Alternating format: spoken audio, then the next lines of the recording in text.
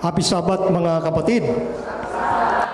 Purihin ang ating Panginoon sa napakagandang mensahe ng awit. Maganda na yung mensahe, maganda rin yung pagkaawit.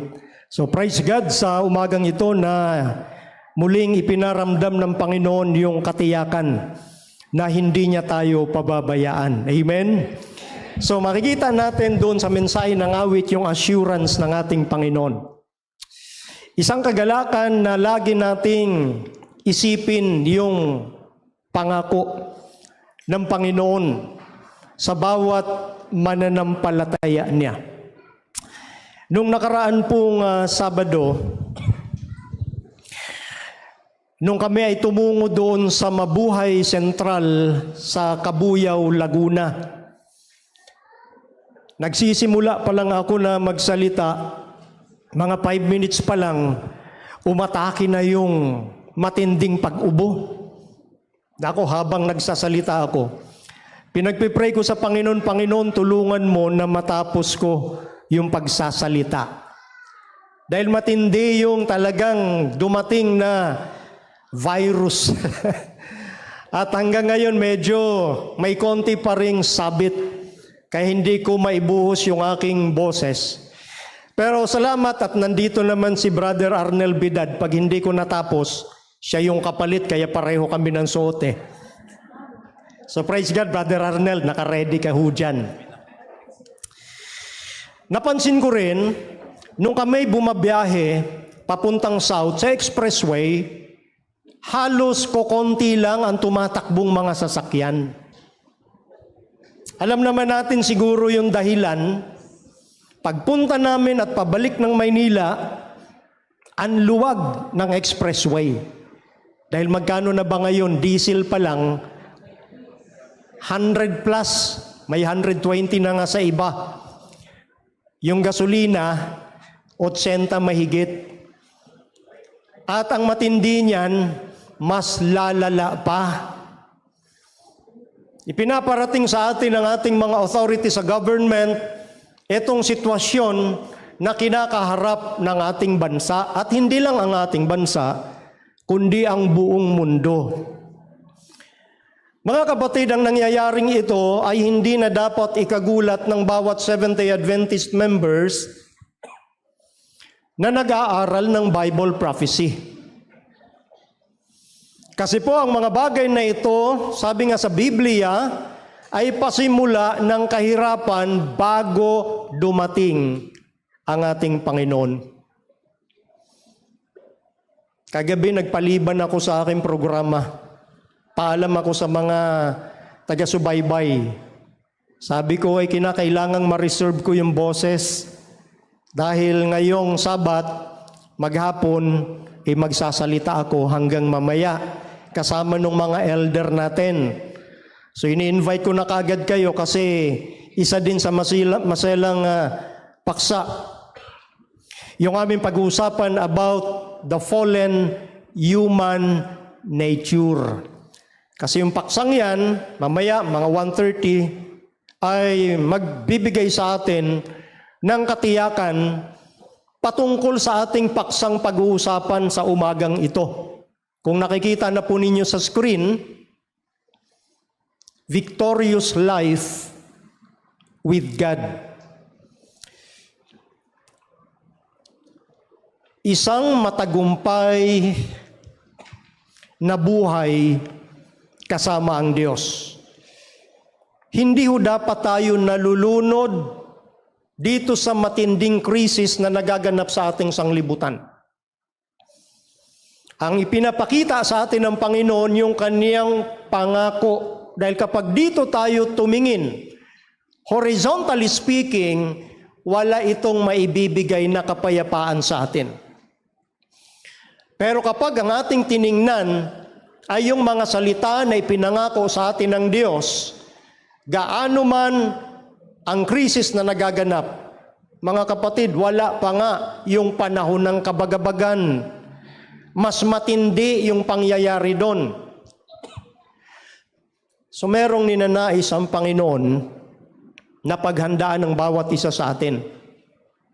Ang pangunahing paghahanda ay yung conversion sa ating mga sarili. Kinakailangan tayong ma-convert sa salita ng Panginoon upang magkaroon tayo ng tinatawag na pagtatagumpay. Binasa kanina ni Brother Joel etong nakatala sa Apokalipsis. Ang kapitulo po ay 3, talatang 1, na ang sino mang magtagumpay ay pagkakalooban ko na umupong kasama ko sa aking luklukan. Gaya ko naman na nagtagumpay at umupong kasama ng aking Ama sa kanyang luklukan. Mga kapatid, itong punto na sinasabi ng ating Panginoon, hindi po bawas yung requirements na hinihingi ng Diyos regarding sa pagtatagumpay. Dahil yung pagtatagumpay na pinag-uusapan dyan ay yung pagtatagumpay na ginawa ni Hesukristo. Kaya nga ang sino mang magtagumpay, gaya ko.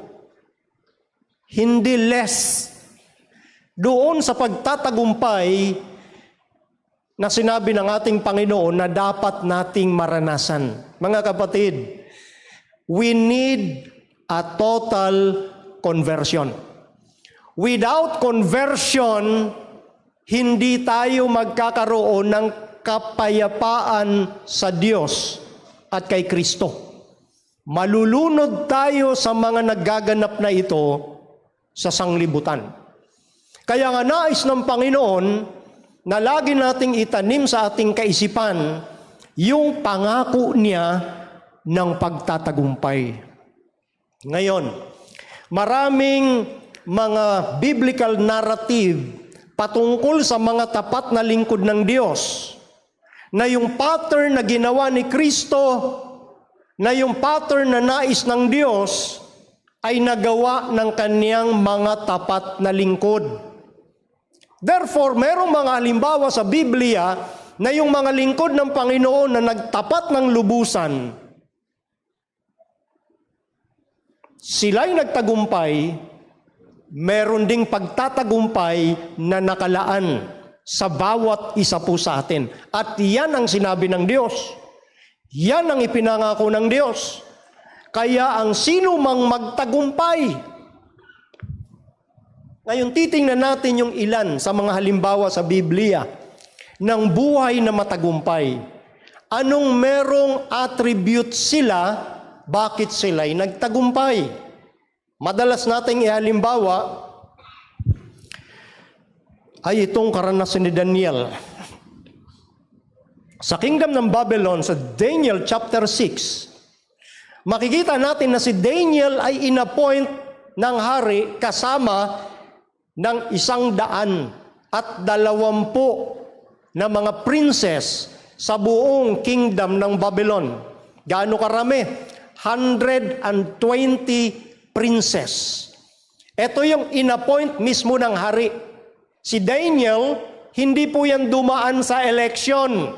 Si Daniel ay inappoint ng isang paganong hari kasama ng 100, kasama sa 120 princess.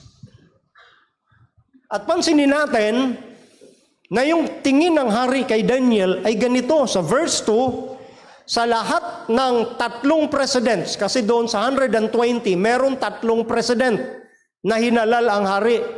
Si Daniel ang number 1 doon sa 3 president. Napansin niyo yan? Kaya lahat ng mga princess na yon ay mag-a-account kay Daniel kasi siya yung pinaka-leader ng 3 presidents at doon sa mahigit 100 princess. Pinagkatiwalaan si Daniel. Bakit kaya mas pinili ng hari na maging panguna si Daniel? Sabi sa verse 3, Daniel was preferred above the presidents and princes dahil meron siyang alin? Excellent spirit. Meron daw si Daniel na mabuting espiritu. Nakita mismo ng hari na pagano. Can you imagine mga kapatid? Pagan king. Okay? Nakitaan si Daniel ng mabuting espiritu. Kaya kapag pinag-uusapan dito yung maging ilaw ng sanglibutan, makikita natin yung napakagandang halimbawa ni Daniel. Hindi lamang siya napansin ng kanyang mga kabarangay, hindi lamang siya napansin sa buong bayan, kundi ang nakapansin mismo sa kanya, yung hari sa panahong ito.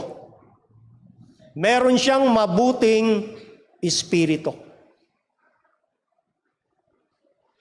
Ngayon, dahil sa mabuting espiritu na meron si Daniel, at ang mabuting espiritu na yan mga kapatid, sakop lahat. Okay? Nandyan kay Daniel yung karunungan. Nandyan kay Daniel yung knowledge kung paano mag-manage ng posisyon na binigay sa kanya. Ngayon, dahil sa mabuting espiritu na meron si Daniel, ang sabi dito sa writings ng Spirit of Prophecy, From the Heart, page 279.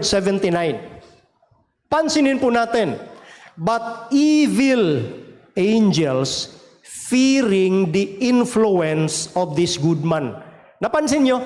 Dahil si Daniel ay may mabuting espiritu, ayaw na ayaw yan ng mga demonyo. Dahil ang may mabuting espiritu, mabuti yung kanyang influence. Ikinatatakot ng kaaway na maimpluwensyahan yung buong kingdom ng Babylon dahil sa mabuting espiritu netong mabuting taong ito na si Daniel. Kaya nga ang ginawa ng mga evil angels, stirred up the presidents and princess to envy. So sino ang naggatong sa puso't damdamin nitong ibang mga presidents at princess? Ang mga masasamang anghel para kainggitan si Daniel. Kaya mga kapatid, kapag meron tayong mga inggit sa ating mga puso, tandaan natin, yan ay pagmanipula ng masasamang anghel sa atin. So therefore, kinakailangan nating maging maayos sa pakikitungo sa ating kapwa. Dahil itong inggit na ito ang magdadala sa atin sa kapahamakan gaya nung nangyari doon sa mga presidents at princess sa kahariang ito. Etong masasamang tao, anong ginagawa nila? Watch Daniel closely. Kaya nga mga kapatid, kapag ikaw ay isang mabuting lingkod ng Panginoon, ang kasunod lagi niyan, titingnan ka ng iyong kapwa na mga naiinggit sa iyo. Titingnan nila yung konting masamang kilos mo para sila'y merong maisumbong. Para meron silang maibutas sa iyong pagkatao. Dahil ikaw ay lumalakad batay sa gusto ng Panginoon. Kaya kung merong mga ganyan tayong karanasan, praise God, meaning to say, marahil meron kang mabuting espiritu. At dapat hindi natin papatulan yung mga ganitong uri ng mga tao. Bakit mga kapatid?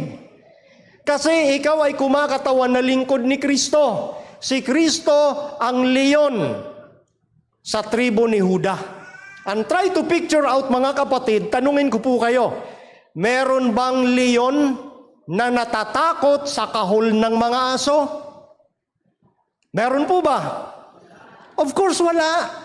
Ang leon ay hindi natitinag gaano man karaming aso ang kumakahol sa kanya. Ganon din dapat ang maging damdamin ng mga taong tapat na lingkod ng Diyos. Meron talagang nagmamasid sa iyo para hanapan kanila ng butas. Bakit natin pinag-aaralan ng ganitong bagay? Kasi ang pinag-uusapan natin, victorious life with God. Ang matagumpay na buhay na kasama ang Diyos. Kung tayo'y palapatol mga kapatid, hindi ka magtatagumpay. Dahil ikaw ay pumapayag na ibaba kanila sa kanilang level. At hindi ginawa ni Daniel yang ganong mga bagay. Kaya pinagmamasdan si Daniel upang sila ay makahanap ng kamalian sa kanya para maisumbong siya sa hari. Pero anong sabi diyan? Sila'y nabigo. Bakit? Si Daniel ay tapat at walang anumang nakitang kamalian o pagkukulang sa kanya. Si Daniel ay napakabuting halimbawa ng mga taong nabubuhay na mayroong katapatan sa Diyos. Walang anumang kamaliang nakita sa kanya. Gaya din ang sinasabi sa verse 4 ng Daniel chapter 6. Kaya nga ang Bible at Spirit of Prophecy, magkasama po yan sa pag-aaral ng salita ng Diyos, especially sa mga Seventh-day Adventist. Naghahanap sila ng anumang maisusumbong. Pero sabi diyan, they could find none occasion nor fault. Dahil si Daniel ay tapat. Ngayon, sa verse 5, ang kanilang ginawa na itong mga naiinggit kay Daniel, sabi rito, except we find it against him concerning the law of his God. So pumasok na ngayon sila sa paniniwalang relihiyon ni Daniel. Gaya ng nagaganap mismo sa ating sanglibutan ngayon. Ginagawa ng mga leaders ng bansa, lalo na sa Amerika, na pasukin ang usapin ng religion. Kaya nga 'di ba pinopropose sa ating panahon ngayon sa Amerika yung Uniform Day of Rest. Na ihahabol nila yung proposal itong darating na July 4. Kasi ito yung 250th anniversary ng Amerika. So papasukan nila ang usapin ng religion kapag wala silang masumpungang kamalian sa taong kanilang kinaiinggitan. So kung anong nangyari sa panahon ni Daniel, yan din po yung nagaganap sa ating panahon bilang katuparan ng Bible prophecy. At kung hindi tayo magiging mananagumpay sa personal nating buhay, mabibigo tayo, gigibain tayo ng kaaway. So naghanap etong mga leaders na ito pagdating sa usapin ng relihiyon kay Daniel. Ang naisip nila, etong ang sino mang humiling sa Diyos o sa tao ng kanyang kahilingan sa loob ng 30 days or isang buwan, maliban na hilingin ng tao lamang doon sa hari na si Darius. Dapat ang tao sa buong kaharian humiling lang kay Darius. Kaya nga, sa Spirit of Prophecy again, page 279, Satan sought to make Daniel's faithfulness to God the cause of his destruction. So ang gagawin ng kaaway, etong katapatan ni Daniel sa Diyos ang magiging dahilan ng kaniyang kapahamakan. So anong ipinaparating dito ng kaaway, mga kapatid? Huwag kayong masyadong tapat sa Panginoon. Dahil pag masyado kayong tapat sa Panginoon, mapapahamak kayo. Ito ang ginawa mismo kay Daniel. Yung katapatan ni Daniel ang gagamitin ng kaaway para sa kanyang kapahamakan. So naglabas sila ng tinatawag na royal statute. Pumasok nga ang gobyerno sa usapin ng relihiyon. Gaya ng ginagawa sa ating kapanahunan ngayon. Kaya sinasabi natin, malapit nang dumating ang Panginoon. Sasabayan mo pa ng mga krisis na nagaganap ngayon, na maraming mga tao ay talagang naguguluhan yung kanilang kaisipan. Wala silang kapanatagan. Ngayon, nung makarating sa hari, yung ginawa nung kaniyang mga president at princess, ang sabi po rito, the king's pride was flattered. Ano daw? Na-flattered itong hari. Oo nga naman. Sa akin lang hihingi yung mga tao ng kanilang kahilingan, hindi sa kung sinong Diyos na kanilang kinikilala. So na-flatter ang hari. Hindi niya alam, ignorant siya doon sa magiging kapahamakan ni Daniel na kaniyang paborito. Ginamit ko lang yung terminology na paborito kasi yun yung nakita natin sa Biblia eh. Mas pinili ng hari si Daniel sa lahat ng 120 na yon. Siya pa yung leader ng 3 presidents, di ba? So, hindi alam ng hari na yung ginawa ng mga politician na yon na kanyang inialal ay para mapahamak yung kanyang kaibigan. So napakahusay ng kaaway. Alam niyo mga kapatid, kapag tayo'y nakatuon lang sa ating mga sarili, oy, magaling ako eh. Oy, mas matalino ako eh.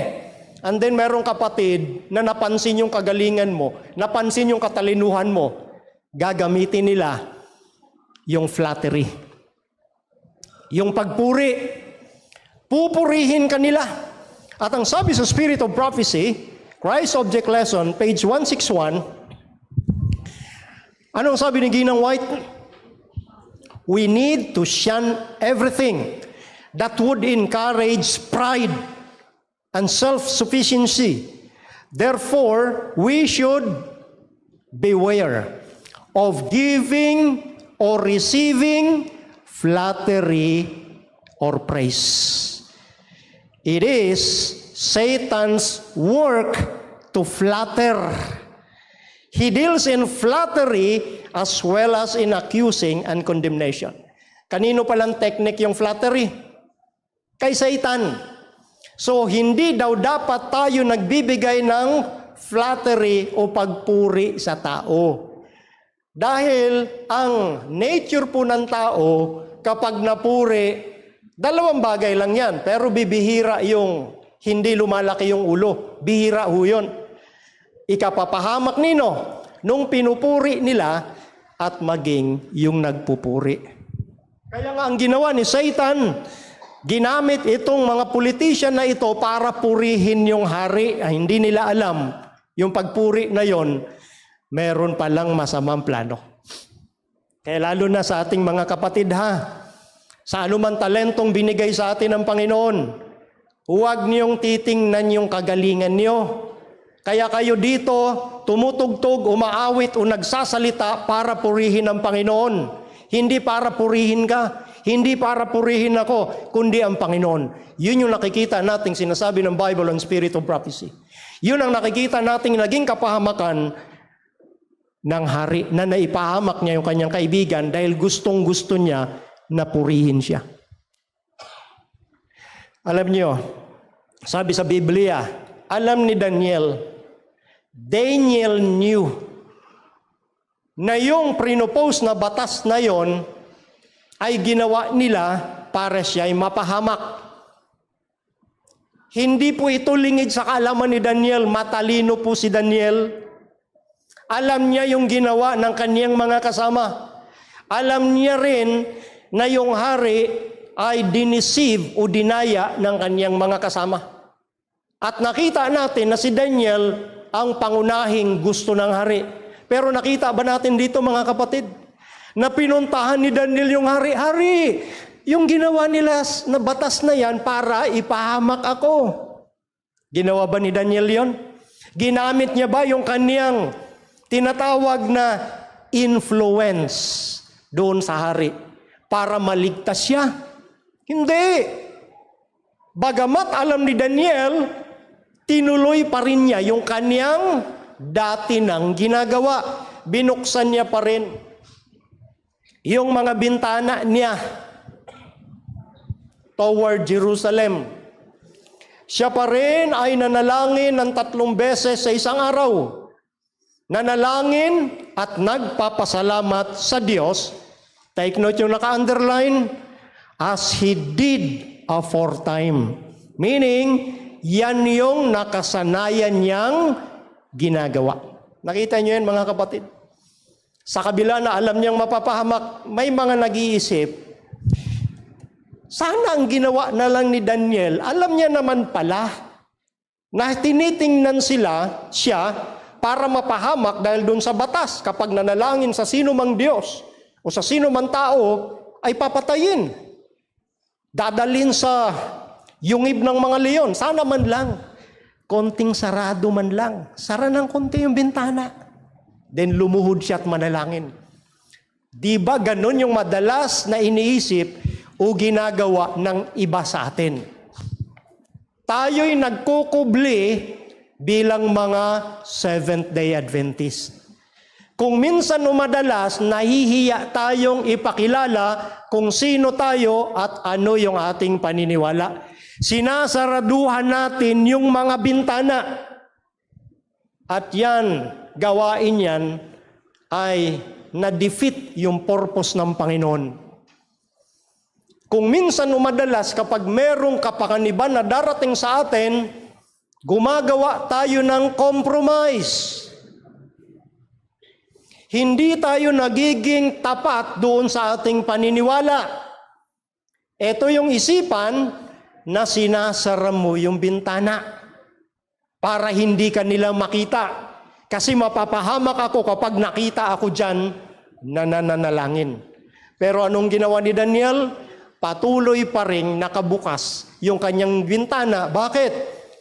Kasi yun yung kanyang kinasanayan. Ang tanong dito mga kapatid sa bawat isa sa atin, ano ba yung kinasanayan natin? Ano ba sa paanong paraan tayo nasanay? Sa sinasabi nating pananampalataya sa ating Panginoon. Alam ni Daniel mga kapatid, hindi siya pababayaan ng Panginoon. Nandoon kay Daniel yung lubos na pagtitiwala sa ating Panginoon. Hindi pwedeng mabago ng isang panganib yung kaniyang relasyon sa Diyos. Sabi pa rito, sa From the Heart,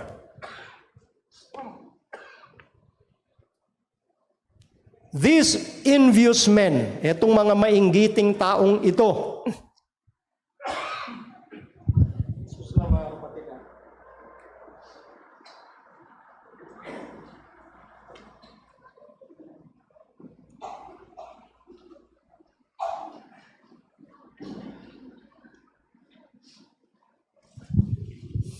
etong mga mainggiting taong ito,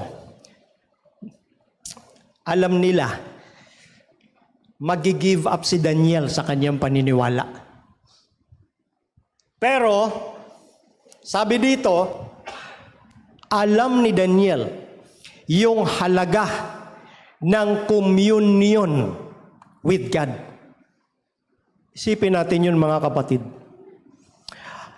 Alam ni Daniel yung halaga ng communion sa ating Panginoon. With full knowledge of the king's decree, siya pa rin ay nanalangin. At ang bintana nga ay nakabukas. He did not seek to conceal his act. Nakita niyo yan mga kapatid? Ayaw niyang itago yung kanyang nakasanayang ginagawa. Bagamat alam niya yung magiging kahihinatnan nung kanyang katapatan sa Diyos. Nakita niya yung panganib or danger, pero yung kanyang mga hakbang, yung kanyang mga lakad, faltered not. Kaya nga sabi rito, ayaw ni Daniel na pahintulutan even the appearance. He would not allow even the appearance that his connection with heaven was severed. Yun pala yun mga kapatid.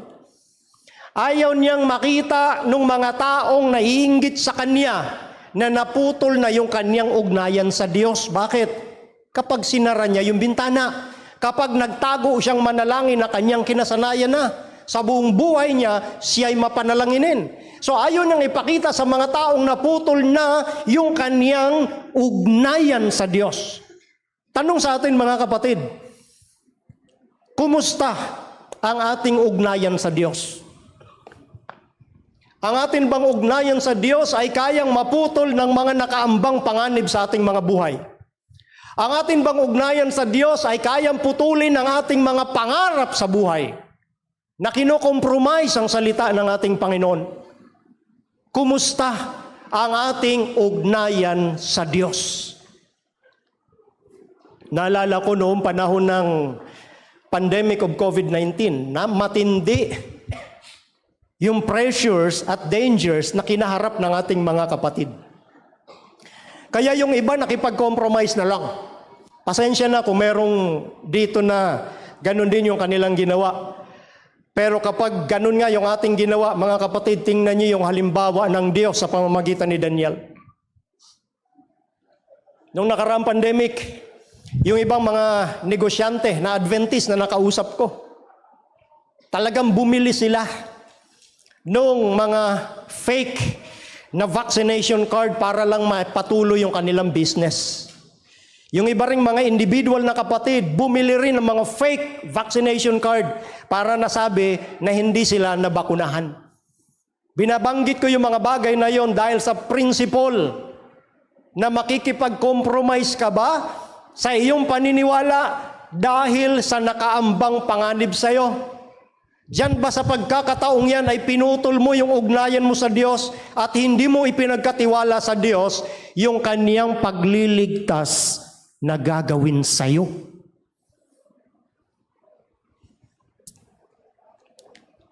He knew that no man, not even his king, had a right to come between his conscience and his God and interfere with the worship due to his maker. Alam ni Daniel na walang sino man tao na pwede na magdikta ng dapat nating paniwalaan o hindi. Walang sino man tao na pwedeng humadlang sa ating ginagawa at kinasanayang pagsamba sa Diyos. Pag naipasa na yung Uniform Day of Rest na pinopropose ng mga maimpluwensyang institusyon sa Amerika, which is yan ang sabi ng Bible prophecy. Pag naipasa na ang Mark of the Beast, yan ba ang magsasabi na humadlang na ito sa aking ugnayan sa Diyos? Pero si Daniel ay hindi. Alam ni Daniel na kahit sino man, hindi sila pwedeng humadlang sa aking paniniwala, sa aking paninindigan. Etong mga bagay na nakita nating principle ng Biblia, ang magdadala sa atin mga kapatid ng pagtatagumpay sa ating mga buhay kung yung tiwala natin ay laging ilalagak sa Diyos. Alam naman natin na dinala nga si Daniel sa yungib ng mga leon. At doon na-realize ng hari yung kaniyang pagkakamali. Kasi ang hilig mong gustong-gusto mong purihin eh. Na-realize ng hari na yung ginawa kay Daniel na gustong-gusto ng hari ay magiging kapahamakan ni Daniel. Kaya nagluksa talaga. Buhay pa si Daniel, nagluksa ng hari. Hindi kumain. Ayaw, pinalabas niya yung mga magbibigay sa kanya ng mga music. Dahil ang gusto niya lang ay manalangit at ipanalangin yung kanyang kaibigan. At ang sabi nga rito ng hari, nung pinuntahan niya kinabukasan si Daniel, ang Diyos mo ba na pinaglilingkurang patuloy, siyang magliligtas sa iyo. So nakita natin yung mabuting influence ni Daniel. Kahit nung panahon pa ni Haring Nebukadnezar, makikita natin yung mabuting influence ni Daniel dahil yung mga hari mismo may paniwala na yung itong sinasamba ni Daniel ay tunay na Diyos. So dito mga kapatid, makikita natin yung mga principle. Yung katapatan ni Daniel at yung expediency. Pag sinabi po kasing expediency, ito ay isang kalagayan na bagamat legal per se, pero hindi moral. Yan yung expedient.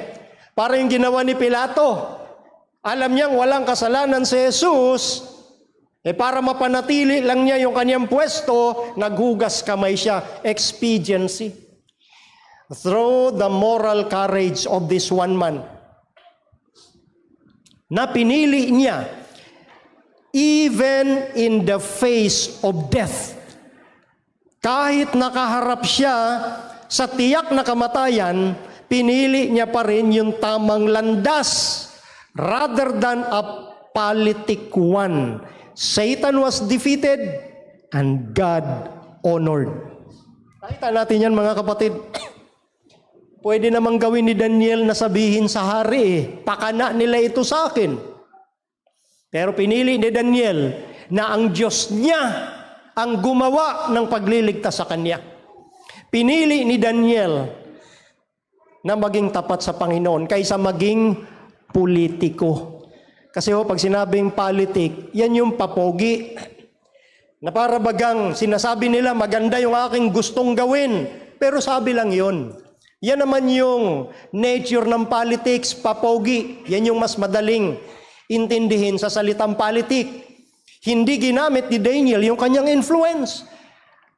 Nagtiwala lang siya sa Diyos at doon naparangalan ng Diyos at doon natalo ni Daniel sa kanyang buhay si Satanas. Tanong, mga kapatid, natalo ba natin si Satanas sa pamamagitan ng ating ugnayan sa Diyos? Kasi itong sinasabi ng Spirit of Prophecy is a practical application na pwede nating talunin si Satanas sa pamamagitan ng buhay na tapat sa kapangyarihan at biyaya ng Diyos. Siyempre, hindi ito yung kagaya ng iniisip ng iba. Paano mo tatalunin si Satanas? Of course, hindi talaga natin kayang talunin sa pamamagitan natin. Ang pinag-uusapan dito ay yung buhay na tapat at laging umaasa sa biyaya ng Diyos. Meaning to say, kaya din nating talunin at apakan si Satanas sa isang tapat na pamumuhay sa bawat araw. Amen? Yun ang sinasabi po ng Biblia. Kaya sabi sa Romans chapter 14, aapakan din ng ating mga paa ang ulo ni Satanas. Sa pamamagitan nino? Ni Jesus Christ.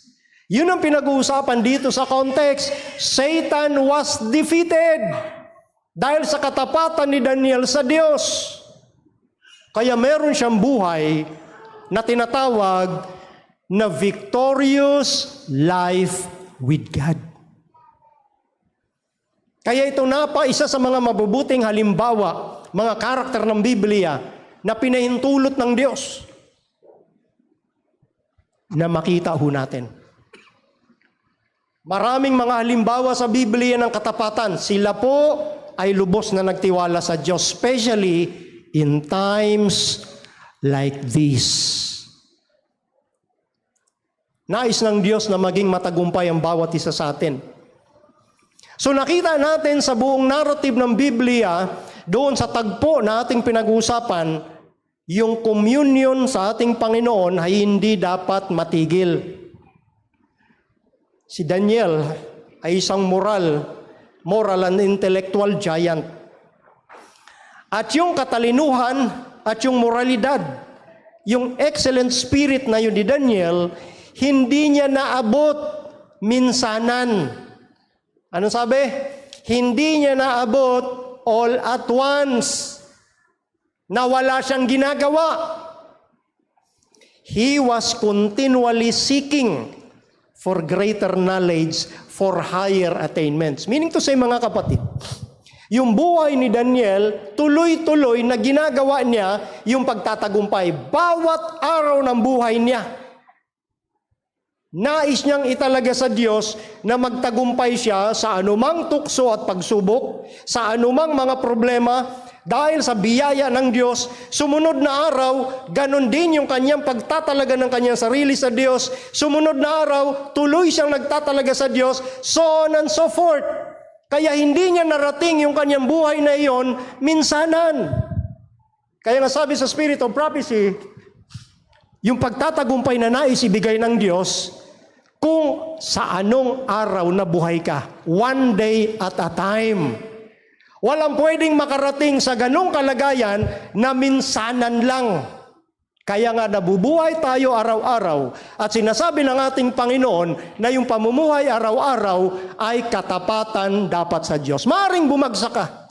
Sa sumunod na araw, maaring nabigo ka. Sa pangatlong araw, bumangon ka. Sa sumunod na araw, nabigo ka na naman. Pero ang importante dun mga kapatid, tuloy-tuloy yung lakad mo patungo sa isang matagumpay na buhay kasama ang Diyos. Hindi ka dapat tumitigil.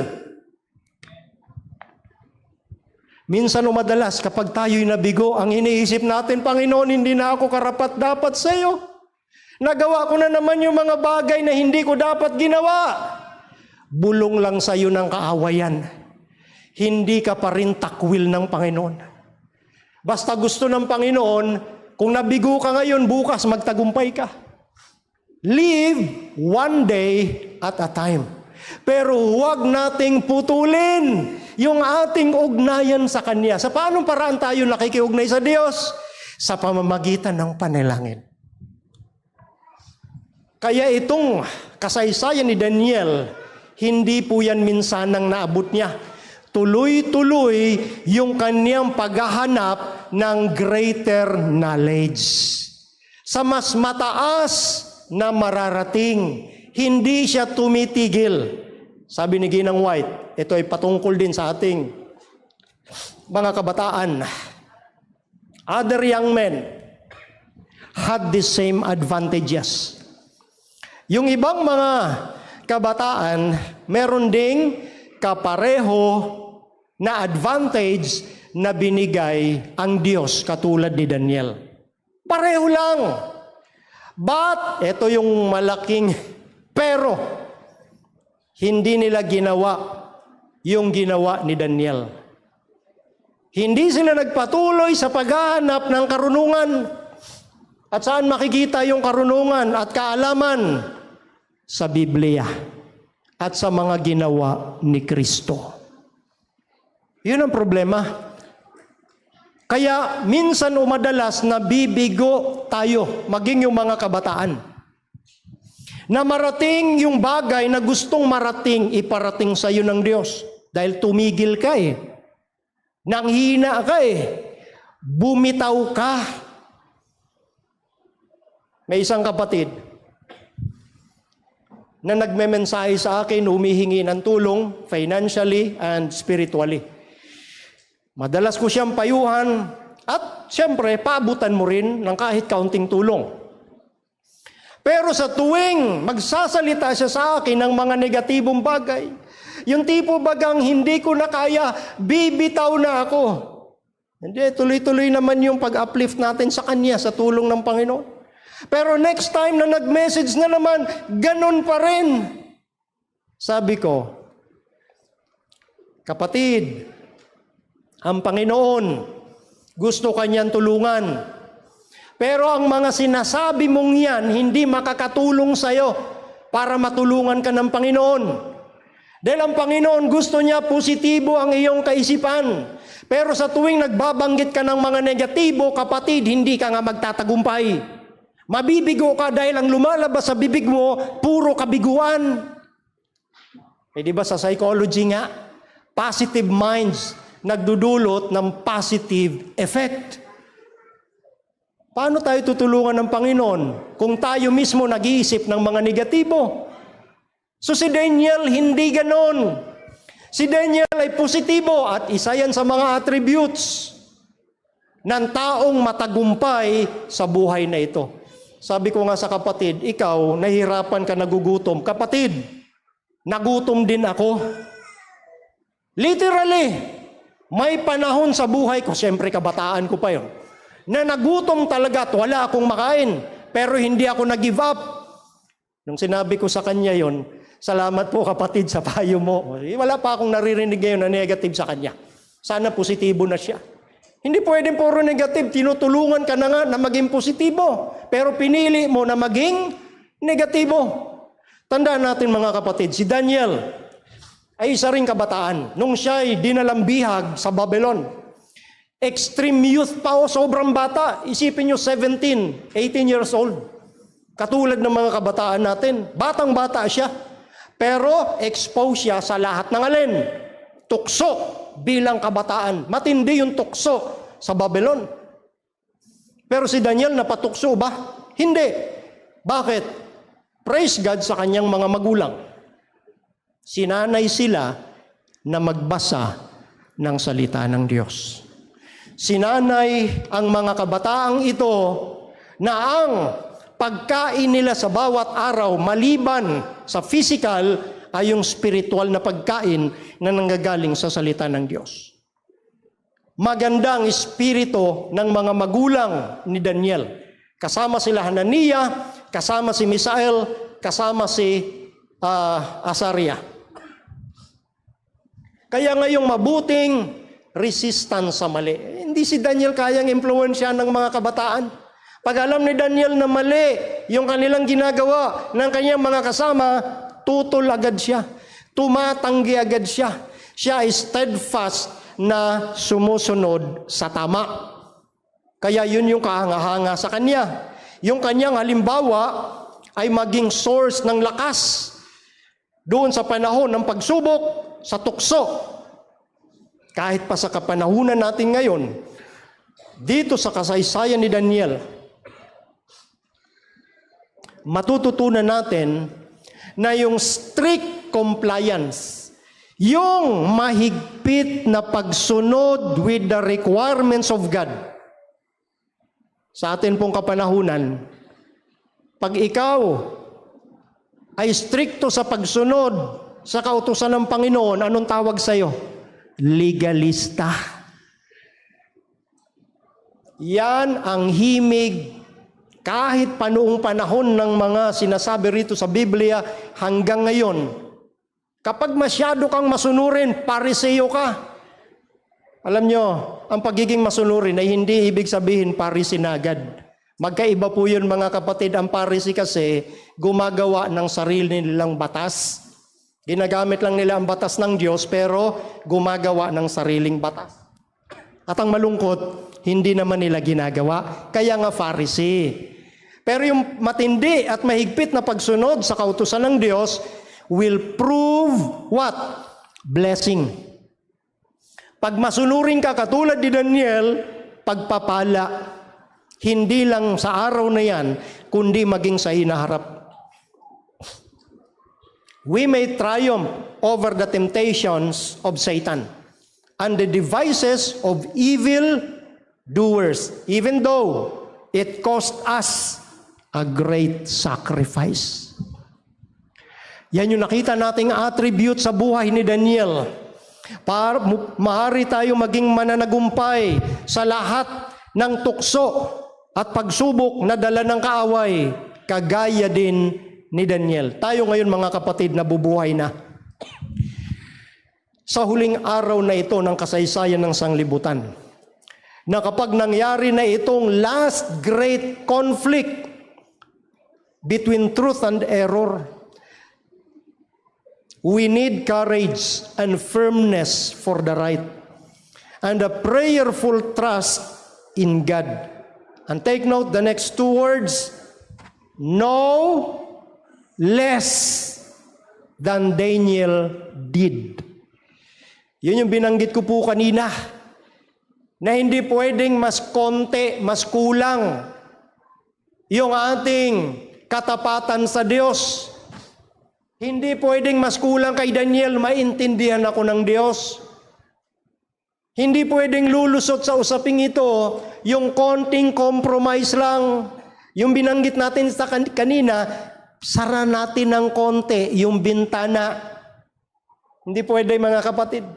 Kaya nga sinasabi kanina sa ating susing talata, ang magtagumpay gaya ko. No less, si Kristo ang halimbawa.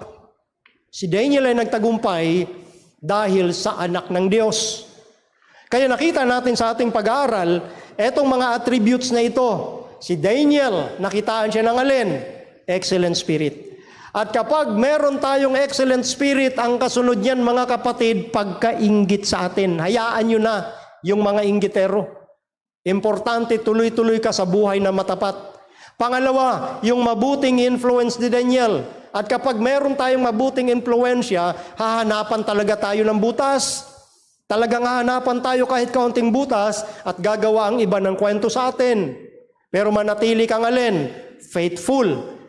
Dahil ang gagawin naman ng kaaway kapag faithful ka, yung pagiging tapat mo, magiging dahilan yan ng iyong kapahamakan. Cause of destruction. Pero sabi ni Kristo, mawasak man nila etong laman, hindi naman nila mawawasak yung ating secured na buhay kay Kristo.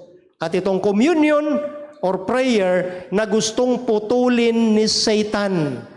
Gusto niya na matigil yung pagiging mapanalanginin ng mga lingkod ng Diyos. Kasi nga, yung tuloy-tuloy na communion sa ating Panginoon, nagdadala po iyan ng tibay at alab ng pananampalataya. That's why, ang excellent spirit natin pong nakita po rito, ito yung outstanding and inner character or attribute na meron po si Daniel. Inner character. At ang pangako ng Panginoon, doon sa mga lingkod niya na gustong magtagumpay, binitawan na ng ating Panginoong Hesus ang pangako. 2 Corinthians chapter 12 verse 9, yung pagtatagumpay ni Daniel ay bigay ng Diyos. And he said unto me, sabi ni Pablo naman dito, my grace is what? Sufficient.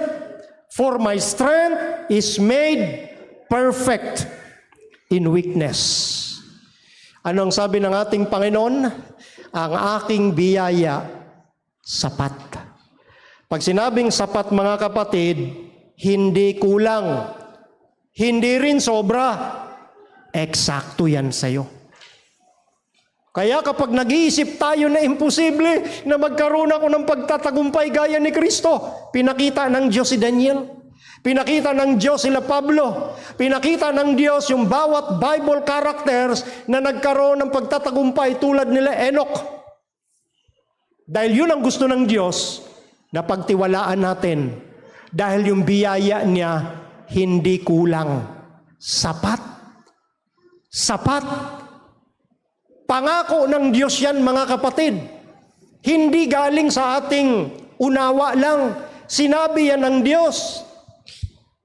Kaya pag nag-iisip tayo na hindi natin kayang maabot yung victory na yon, dahil ako'y makasalanan tao mga kapatid, nagbibigay ka ng pag-alinlangan sa kakayanan ng Diyos.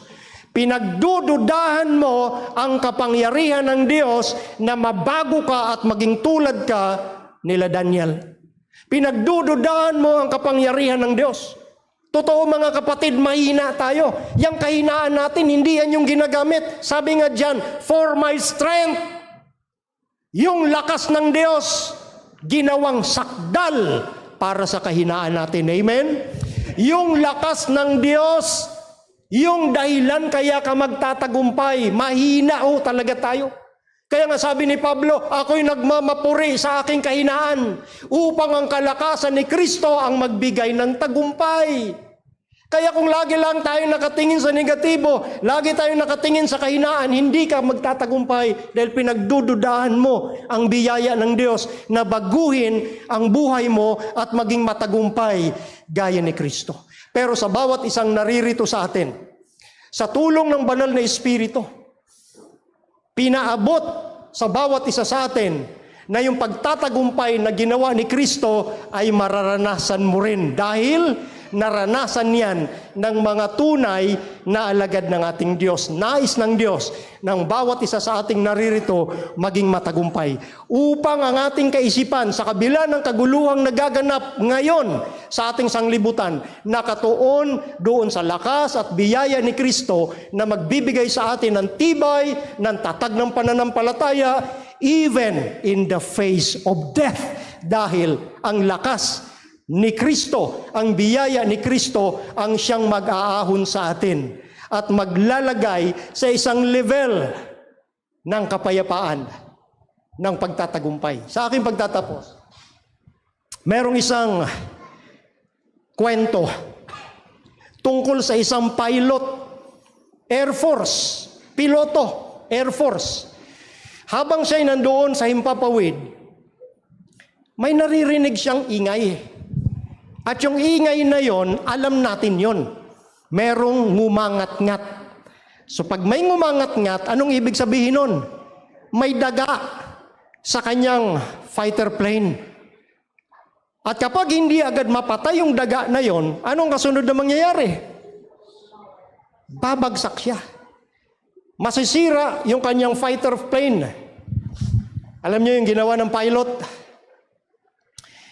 Instinctively, pumaimbulog siya sa pinakamataas na bahagi ng ating atmosphere. Nung nandoon siya sa pinakamataas na bahagi ng atmosphere, tumigil yung ngat-ngat ng daga. Bakit? Hindi kayang mabuhay ng hayop sa pinakamataas na bahagi ng ating atmosphere. Namatay yung daga. Yun lang yung ginawa ng pilot.